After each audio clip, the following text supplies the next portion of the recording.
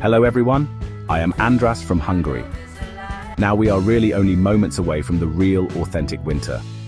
To add to the atmosphere, I'm going to tell you a very interesting skiing story that happened to me and is true from the first word to the last.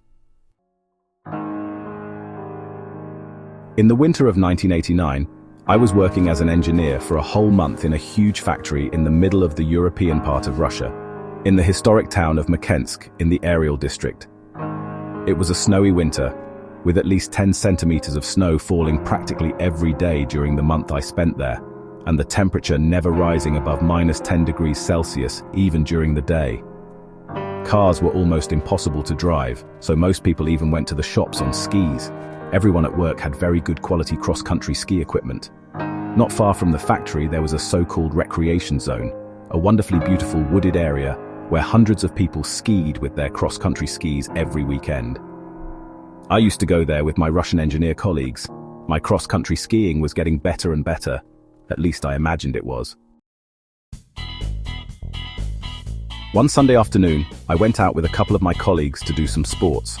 We were planning to do a 20-kilometer circuit with cross-country skiing. In the snow, we could see the tracks of the skis we had to follow. My colleagues told me that if I fell behind, I should just follow the trail back to the starting point. "We will wait for you in the dressing room," they said. Of course, I was soon behind, as these people are born with cross-country skis on their feet, as they hardly take off their skis for 5 months a year. No problem, I thought. I'm getting better at this sport too. I'll just have to pace myself and do the 20 kilometers in a sporty way. Suddenly I noticed a dog following me. At least at first I thought it was a huge German shepherd. He ran easily past me about 10 meters away. At first I was glad that at least I wasn't alone, but then I found it strange that he didn't bark at all. Then suddenly his companion appeared and they started howling.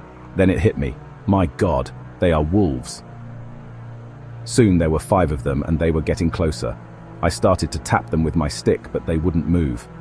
Sweat began to trickle down my back in the -15-degree cold. My mind flashed back to the wolf adventures I had read about in various novels or seen in films. I mustn't panic, I told myself. Meanwhile, I was panicking more and more. It was getting darker and darker, and I had completely lost track of the skiers in front of me.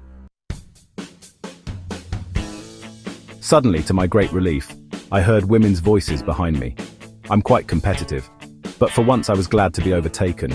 It turned out they were women working in the company's accounts department, who just sat in a warm room on work days and didn't move much, but apparently Russians are born skiers, because they caught up with me while they were still talking. They then scared off the wolves with their loud shouting and I was saved. So that's the story, my dear friends. I hope you've already subscribed to my channel and liked my video. Greetings to all.